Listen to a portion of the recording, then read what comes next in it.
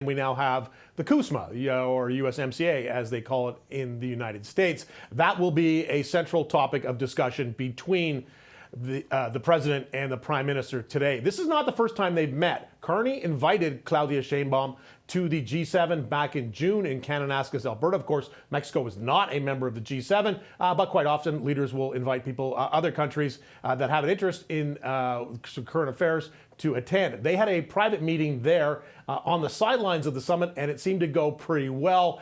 That was a sign that Canada was making progress and kind of repairing or smoothing over some relations with Mexico that may have gotten rattled in the early days of Trump's second presidency when he imposed those tariffs, the fentanyl tariffs, on both Canada and Mexico. And then Ontario Premier Doug Ford came out and suggested that Canada should essentially drop Mexico as a trading partner and focus on a negotiation with the United States, between a sort of a bilateral negotiation, a two-way, and leave Mexico out of it. That obviously did not play very well with the Mexicans. They were not happy about that, and so Carney's been trying to kind of smooth that over and improve that relationship a bit, and he seems to have had some success. But yes, so we do obviously have a commonality here. Both countries now are dealing with the fentanyl tariffs that Trump has imposed, as well as the additional tariffs, the so-called sectoral tariffs